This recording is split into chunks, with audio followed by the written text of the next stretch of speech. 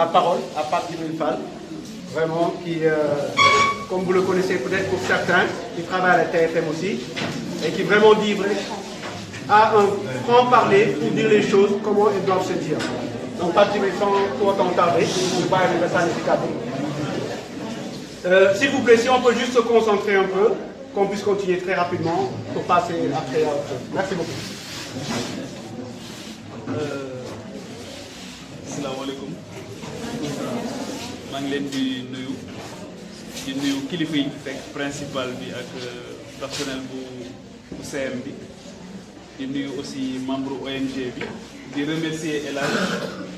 du fond du cœur de m'avoir associé à cette manifestation di leen baalu aussi parce que je devais être là depuis 15 heures mais pour des contraintes professionnelles j'ai pas pu me libérer très tôt.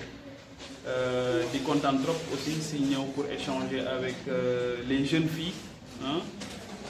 comme chance bi ñu am mooy bi ñuy ñëw ñun ñëpp dañu bàyyi ñu toll ni yéen suñu kër donc préoccupation yi dañ koy comprendre bu baax a baax li ma ci xaw a métti rek mooy gisuma les jeunes garçons alors que li ma gëm mooy problème yi ñuy soulever yëpp ça va se régler à deux parce que ñoom ñaar ñoom ñoo seq société bi. Donc bu fekkee ne dañ leen jël de façon isolée et que plus tard ñi nekk ci internat yi duñu ma démentir internat dañu commencé woon au départ di ber góor ñi di ber jigéen ñi et on s'est rendu compte que à chaque fois bu daje amee rek musiba ñu ne non kon lii du solution il faut que ñu commencer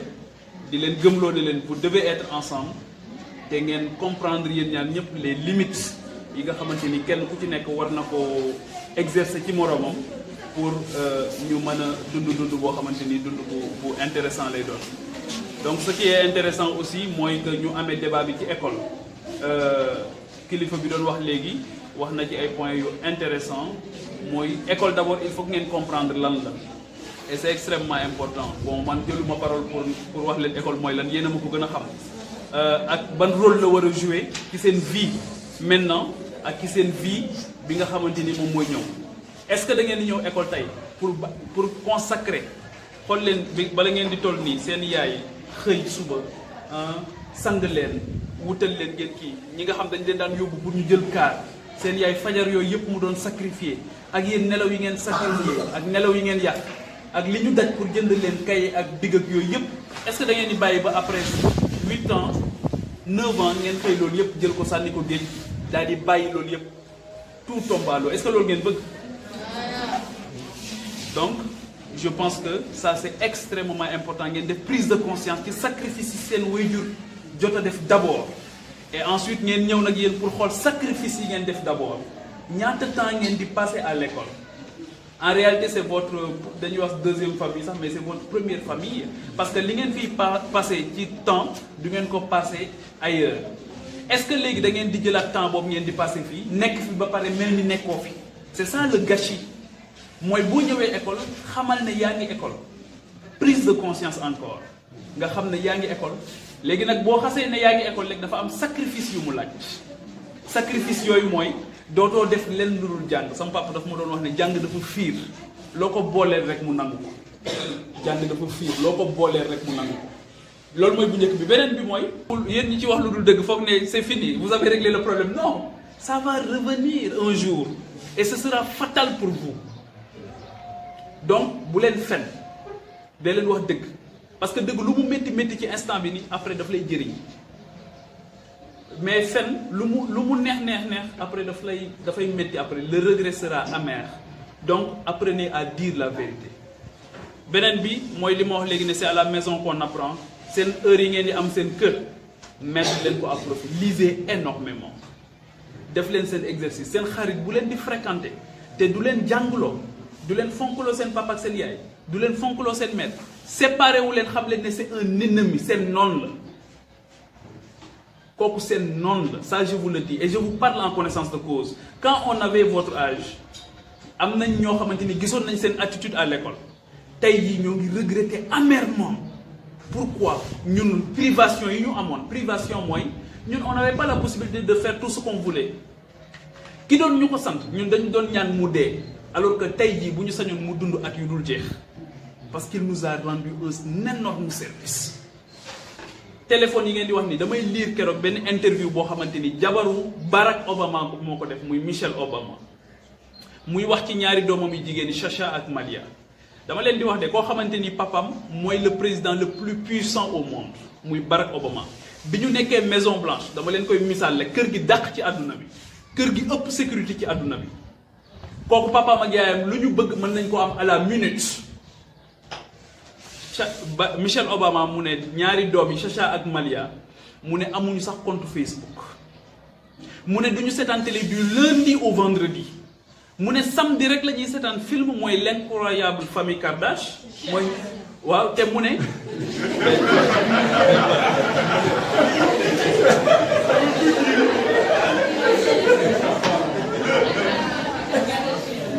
donc vous voyez hein. Donc c'est très important da ngeen a war a am culture da ngeen a war a xam li xew ci àdduna bi c'est très bien c'est pas mauvais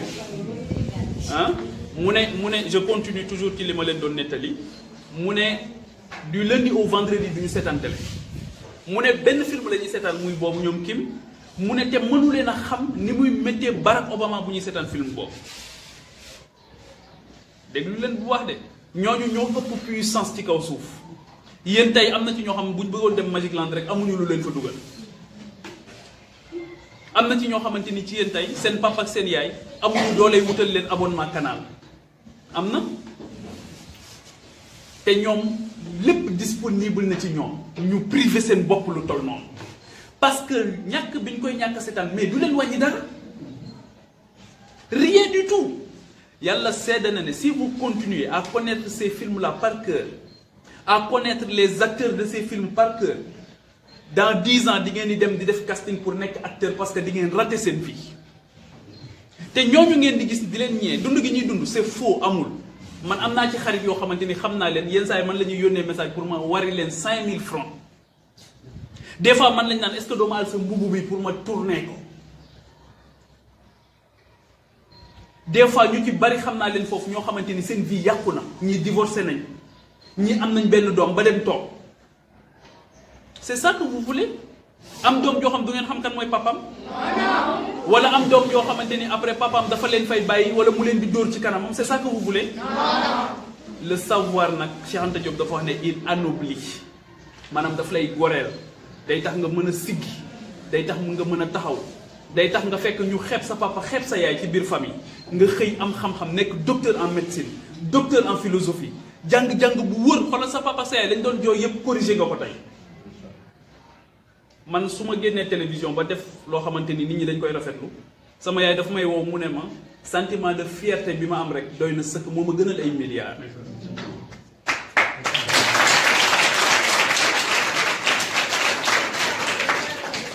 parce que dañ lay wax lu bëri loo xamante ni dañ leen koy wax yéen lu ci bëri di ngeen ko xam maître bi léegi def na ci témoignage mooy seeni waajur dañuy sonn mooy li ma wax léegi sacrifice.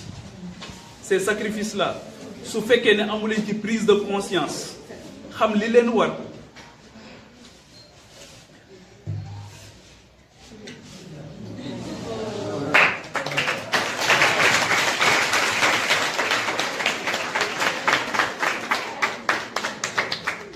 en fait li ma leen bëgg a wax rek mooy je souhaite que ngeen réussir te ñi nga xamante ni ñoo leen di jàppale mënu leen fay mais képp ku ngeen gis ci yéen muy défier papam di défier yaayam xam leen ne lim bëgg du ko am loolu yàlla moom moo ko digle képp koo xamante ni aussi gis ngeen ko muy am xarit boo xam li muy def baaxul su ngeen mën yedd leen ko su ngeen mën ko yedd arrêté leen ngeen ànd ak moom parce que du leen wàññi dara man tey jii j'ai 33 ans je ne fume pas je ne bois pas xalaatuma ko te xarit bu ma am boo koy def ma bàyyi la parce que su ma la bàyyee doo ma wàññi dara j'ai des frères j'ai des sœurs j'ai mon père j'ai ma mère donc ñàkkuma ku ma waxtaanal lan lay soxla confident ci biti lan lay soxla cahier yoo xamante ni nee nga cahier intime la après mu bousiller sa vie loolu yëpp ay yëfi tubaab la c'est pas notre culture donc xam leen seen culture li ñu leen di wan ci film yi du dëgg fiction la c'est pas conforme à la réalité. La réalité, moi, vous êtes dans un pays qui s'appelle le Sénégal. Vous êtes dans un continent qui s'appelle l'Afrique. Vous êtes aujourd'hui dans un pays qui a une figure emblématique, Cheikh Ahmadou Bamba, Seydi Hadji Malick, foofu ngeen bokk, Mame Limamou Laye, El Hadji Omar Foutiyou Tall, ñi nga xamante ni ñoo nekk ci jàngu bi tey, Cardinal Thiandoum, Hyacinthe Thiandoum, qui était une fierté pour toute l'église africaine, pas sénégalaise. Ce sont vos modèles. Ñooñu ñooy seen modèle. Et là ñoom Aline Sitoé Diatta ñooñu ñooy seen modèle. Maïmouna Kane bi décédé nii nga xam moo njëkk a nekk ministre femme. Caroline Faye bi nga xam moo njëkk a nekk députée femme. Ni ngeen koy xoolee ba ci ñoom Aïssata Tall Sall ñi. Ce sont les références. Ce sont ces dames qui ont dit non aux hommes à un moment donné. Soxlawuma la ci sama vie. Comprendre? Ce sont ces dames qui ont dit à un moment donné, on n'a pas besoin de regarder des films. Ce sont ces gens qui ont dit à un moment donné, sama rongañu papa, sama rongañu yaay dina ko fomp. Si vous voulez autre chose, faites autre chose. Et dans 10 ans, on va se retrouver. Vous allez me dire, suma sañon def ko wala suma sañon gëna jang. Donc bu len fi nek di accumuler les leçons, jang len au jour le jour. Et lisez énormément. Et dama jakarlok une si longue lettre ni ñu bind ko ci mur bi. Motax fofu lay terminer li Mariama ba wax pour la lecture. Da fay wax ci une si longue lettre mu la puissance des livres pour wax len doole ji mu am. Té pour wax len ni jigen lañu toroxalon fofu ci bir seyam. Muy Aïssatou. Mu la puissance des livres, invention merveilleuse de l'astucieuse intelligence humaine. C'est des signes divers associés en son, des sons différents qui moulent le mot. Un agencement de mots d'où jaillit l'idée, la pensée, l'histoire, la vie. Instrument unique de relations et de culture. Moyen inégalé de donner et de recevoir. Les livres soudent des générations au même labeur continu qui fait progresser. Ramatoulaye Mouna Aïssatou, ce que la société te refusait, les livres te l'accordèrent. Des examens passés te mèneront à l'école d'interprétariat de France, d'où tu sortis, permis ta nomination à l'ambassade du Sénégal aux États-Unis. Tu gagnes largement ta vie, comme tes lettres me le disent, éloigné des chercheurs de plaisir éphémère.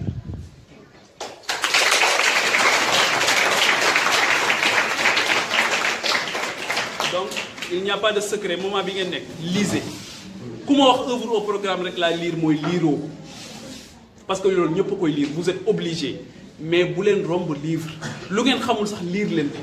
Man dama don am kersa yor sac bo xamanteni ben kay ak ben ardoise ki ne donc dama dan jël suma grand frère yi ma rombu suma rak papa yi dama dan jël sen livre yi ma def ko ci suma sac ba sac bi 10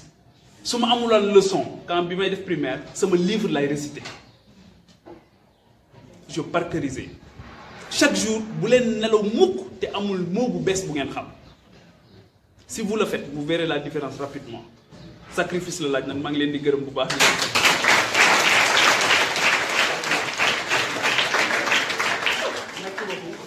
Je pense que après tous ces témoignages, maintenant, comme on dit, la balle est dans votre. La balle est dans votre. Voilà. Et puis, comme nous m'avons dit. Mais bon, je sais que je tenais à être là pour faire un témoignage, mais je salue vraiment tout le public. J'ai vraiment écouté de manière très attentive.